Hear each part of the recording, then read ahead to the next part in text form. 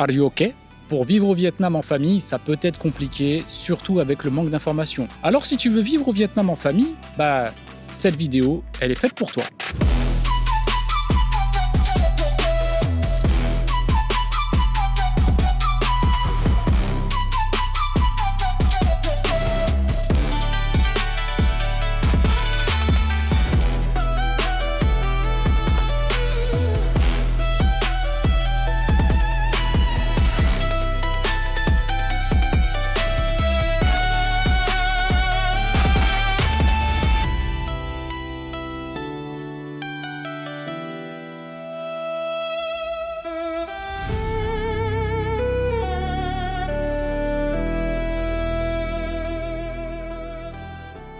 N'est-ce pas magnifique? Bien sûr, c'est dingue.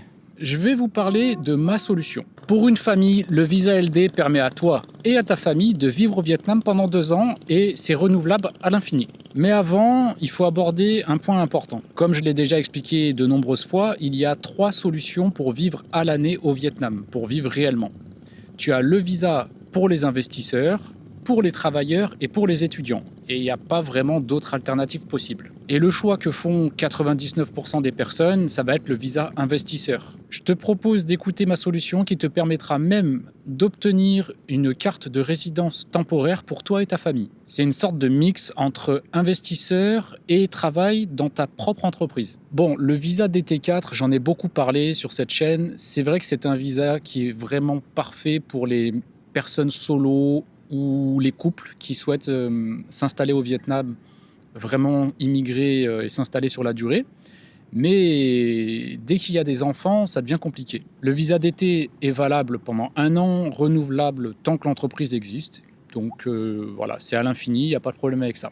Mais pour une famille avec enfants, ce n'est pas la bonne solution parce que ce visa ne permet pas le regroupement familial. Et idem pour les personnes qui souhaitent obtenir une carte de résidence temporaire sur la durée. Le problème du visa d'été, c'est que tu peux l'obtenir pendant 10 ans ou 20 ans, ça ne t'ouvrira pas le droit à faire un changement pour une carte de résidence temporaire. Allez, maintenant on va rentrer dans les détails de cette solution que je te propose. Changement de côté parce que le soleil commence un peu à se coucher. Faut absolument venir ici, mais je vous dirai pas où c'est.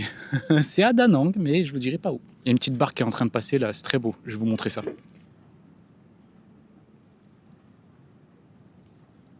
C'est joli, hein. Allez, on passe un peu aux choses sérieuses maintenant. On va commencer avec le visa LD, c'est la solution. Mais c'est quoi le visa LD? On va commencer par définir le visa LD. C'est un visa pour les travailleurs en réalité. C'est pas un visa pour les investisseurs, mais je vais t'expliquer, t'inquiète. Donc ce visa, il est valable pendant 2 ans.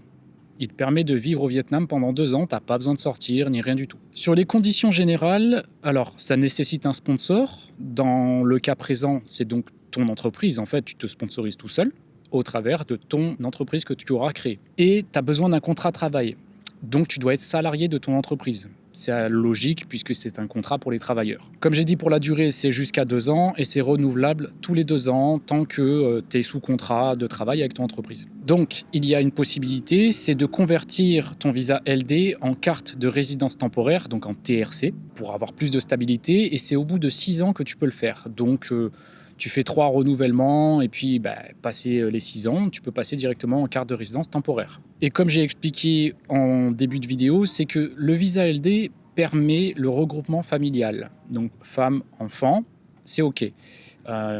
Faut savoir que les proches obtiennent un visa TT qui est rattaché donc à ton visa LD avec la même durée. Donc si tu as un visa de 2 ans, ils auront aussi un visa de 2 ans. Tu peux rentrer et sortir autant que tu veux du pays, il n'y a pas de problème. Et maintenant, on passe au point numéro 2. La question, c'est le visa LD, pour un entrepreneur qui crée une entreprise, est-ce vraiment adapté? Et c'est là où je précise bien que le visa LD est vraiment bien pour les familles avec enfants. Bon, déjà, l'explication logique, c'est que si tu crées ta propre entreprise, tu deviens donc le propriétaire et investisseur de ta propre entreprise. Mais de base, tu n'es pas salarié. Tu es juste le fondateur, l'investisseur et le propriétaire de ta boîte. Le problème, c'est que le visa LD, il est conçu pour les employés.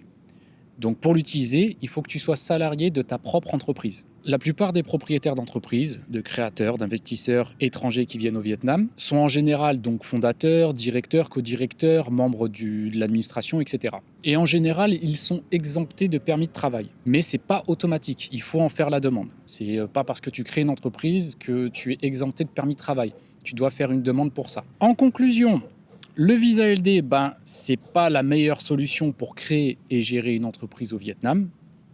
Le plus simple, ça reste quand même le visa DT si on juge uniquement sur ça, sur la gestion de la société. Mais ça fonctionne uniquement si tu es seul ou en couple. Si tu as des enfants et qu'ils ont besoin d'être rattachés à toi, le visa DT n'est pas fait pour toi, c'est le visa LD. Et maintenant, on passe au point numéro 3. Le point numéro 3, c'est sur la meilleure alternative, le visa investisseur, et je vais parler du visa DT. Parce qu'en fait, la plupart des gens retiennent le visa DT4, qui est le plus petit visa investisseur. Mais il existe d'autres visas investisseurs DT, il y a le DT 1, 2, 3 et 4. Et je dois parler des autres, des autres visas également. Alors là, il faut être quand même un peu attentif. Je précise déjà pour le visa DT 1. Il faut un investissement supérieur à 100 milliards de VND, ce qui fait environ 4 millions de dollars. Le visa DT1 donc, permet de vivre pendant 10 ans au Vietnam. Le visa DT2 pour les investisseurs supérieurs à 2 millions de dollars qui permet de vivre jusqu'à 5 ans.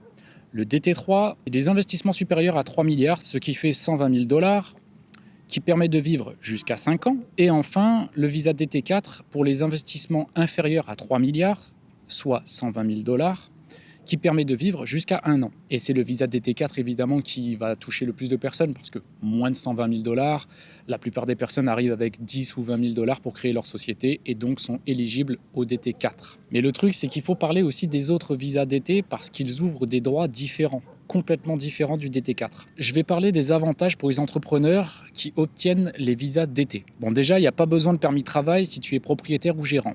Mais tu dois faire une demande d'exemption de permis de travail. C'est gratuit. Il faut juste en faire la demande, etc. Évidemment, ça permet de vivre, de travailler et de gérer ton entreprise légalement au Vietnam. Ça permet d'avoir des entrées et sorties multiples. Donc tu peux visiter d'autres pays et il n'y a pas de problème. Et là où je dois apporter une petite nuance, c'est que pour la famille, donc conjoint, enfant, ils peuvent bénéficier quand même du visa TT. Donc tu peux avoir le regroupement familial avec les visas DT, mais uniquement pour les visas supérieurs au visa DT3, donc le 1, 2 et 3, c'est-à-dire les investissements supérieurs à 120 000 dollars. Voilà. Si tu as le visa DT4, donc pour les petits investisseurs, là non, tu n'es pas éligible au regroupement familial. Mais je pense que c'est important quand même de le souligner parce qu'un investissement de 120 000 dollars en soi, c'est pas fou, c'est pas non plus énorme. Je veux dire, un investisseur sérieux qui vient pour créer un vrai gros restaurant, un vrai gros business, 120 000 dollars, c'est pas tant que ça. Et donc, là, oui, ça permet d'avoir le regroupement familial. Donc maintenant, on passe au point suivant.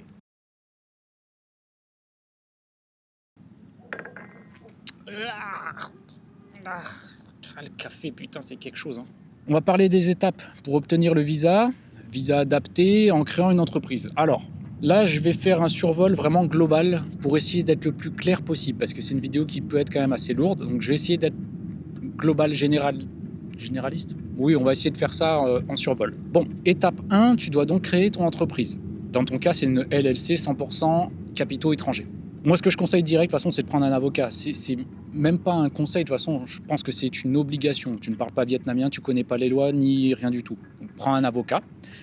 Mais je vais revenir dessus en fin de vidéo. Donc tu dois obtenir ton IRC et ERC, donc c'est la licence d'investissement et la licence d'enregistrement d'entreprise. En étape 2, tu dois prouver ton statut d'investisseur. Donc tu dois prouver l'apport au capital, etc. Donc en fait, c'est les documents de ta société et le document de la banque. Sur tout ça, de toute façon, je peux te driver. Et de toute façon, si tu prends un avocat, lui-même va te driver et ce sera compris dans le truc. L'étape numéro 3, c'est de demander le visa DT donc, via l'immigration de Hanoï ou Ho Chi Minh. À Da Nang, l'immigration ne délivre pas les visas DT Par contre, le visa LD, oui. Le délai de traitement pour le visa, c'est entre 5 et 10 jours. Donc sur ça, il n'y a pas de problème, évidemment. Tu peux venir au Vietnam avec un e-visa de 90 jours, faire les choses sur place via ton avocat et transférer ton visa touristique vers le visa DT ou LD. C'est bon. Et le coût du visa, on entend un peu tout et n'importe quoi là-dessus. En réalité, le visa DT ou le visa LD, c'est 235 $. C'est tout. Tu payes 235 $ et tu as ton visa. Après, tu peux ajouter des frais. Évidemment, si tu prends un agent ou un avocat, tu vas rajouter des frais. Mais ce n'est pas non plus une fortune. Hein. C'est entre généralement 100 et 200 $ supplémentaires. C'est pas 1000 $ ou des trucs comme ça. Ça, pareil, si tu as besoin de contacts, que tu cherches des avocats pour des choses comme ça, que ce soit moi ou les autres personnes qui sont sur le Patreon, sur le Discord, on a déjà tous un peu des contacts, on a tous des retours, puisqu'on a déjà utilisé des services de certains cabinets d'avocats, etc. Donc on peut communiquer, on peut partager des choses dessus. Voilà. Et maintenant, on passe au point suivant. Allez, le point numéro 5, donc c'est la comparaison rapide entre le visa LD et DT. Là, je vais faire un résumé global, juste pour essayer d'être un peu plus compréhensible, parce que ça peut être compliqué. Surtout avec ma manière de m'exprimer, parfois c'est pas toujours très clair. Donc là, je vais essayer. Je vais faire un tableau, comme ça va peut-être faciliter les choses aussi. Donc le visa LD, il s'adresse aux salariés. Il est valable 2 ans, renouvelable. Il permet d'avoir une carte de résidence temporaire qui est possible au bout de 6 ans et tu es éligible au regroupement familial. C'est autorisé. Le visa DT, celui-ci est pour les investisseurs entrepreneurs, valable 1 an pour le DT4. Si tu veux après voir pour les DT3, 2, 1, revois la vidéo un peu en arrière avec le tableau sur les autres visas DT. La carte de résidence n'est pas possible. Le regroupement familial avec le DT4, je parle, il n'est pas possible non plus, sauf pour les investisseurs supérieurs à 120 000 $, évidemment. Donc si tu es le propriétaire et que tu es salarié de ta propre entreprise, voilà, tu es éligible aux 2 visas, le DT et le LD. Donc c'est à ce moment-là que tu dois faire un choix sur ce qui est le plus simple. Évidemment que le plus simple en termes de procédure, ça va être le visa DT, mais il permet de rester qu'1 an. Donc après, c'est à toi de voir.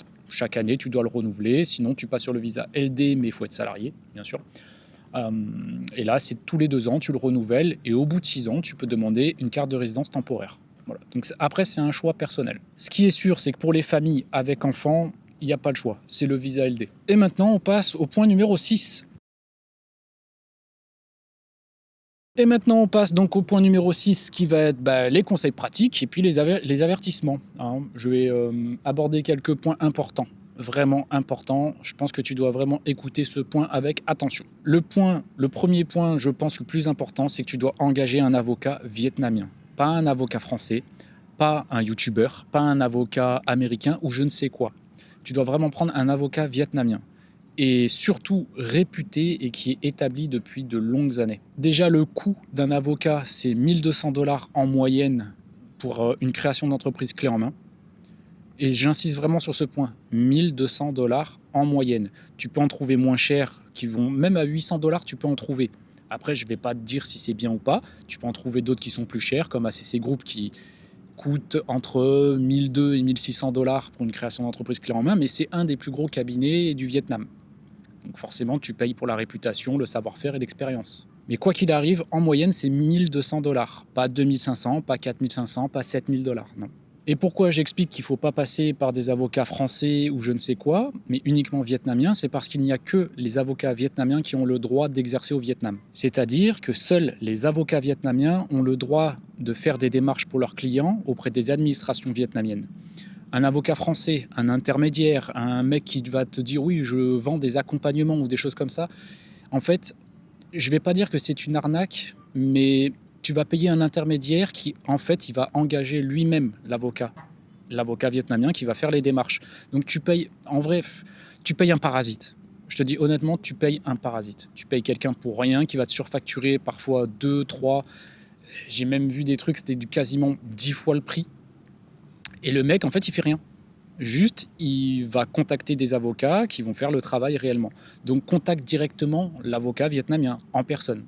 C'est plus simple. Ensuite, sur les conseils pratiques, ça va être sur l'apport de capital. Évidemment qu'il faut que ce soit réel et surtout traçable. Il faut bien sûr faire attention, pas de blanchiment d'argent, c'est évident. Et puis, il faut pouvoir prouver la provenance des fonds. Il faut que ce soit justifiable. Donc ça, je pense que c'est assez logique, même s'il y en a qui sont un peu bébêtes, qui pensent qu'on peut prendre de l'argent qui n'est pas déclaré.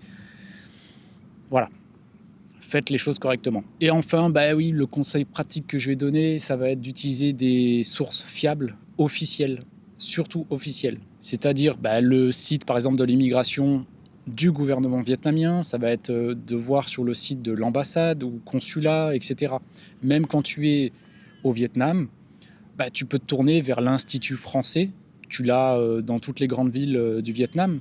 Tu peux te tourner vers l'ambassade, le consulat. Bref, en tout cas, de t'adresser directement vers les personnes, les administrations concernées. Pourquoi passer par des intermédiaires qui eux-mêmes vont en fait aller voir directement les intéressés? Tu peux le faire toi-même. Voilà. Et puis surtout, dans le contexte de cette vidéo, je m'adresse bien sûr aux familles avec enfants. Et je pense que c'est un peu stupide de prendre des risques, que ce soit pour toi, mais aussi pour tes enfants, pour ta famille. Donc, faut faire très attention, faut faire les choses correctement, s'adresser aux bonnes personnes, aux personnes concernées.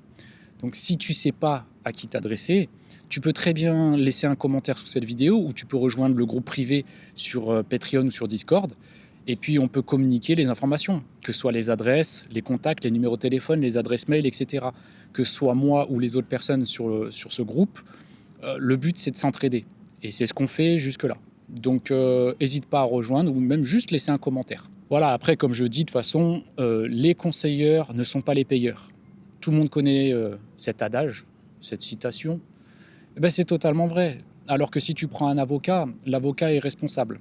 Donc, voilà, faites attention et n'hésitez pas à poser des questions. Il vaut mieux être stupide pendant 5 minutes que toute sa vie. Hein, voilà. Bref, si tu as kiffé cette vidéo, tu mets un like, un commentaire. N'hésite pas à t'abonner pour avoir plus de vidéos de ce genre, parce que je vais en publier quand même pas mal là. Il va y avoir une petite série, surtout actualisée avec l'année 2026. Là, on arrive au mois de janvier, il va y avoir des nouvelles lois qui vont passer. Donc, je vais communiquer un peu dessus, continuer à informer. Puis voilà. Allez, peace. Peace. Quoi ?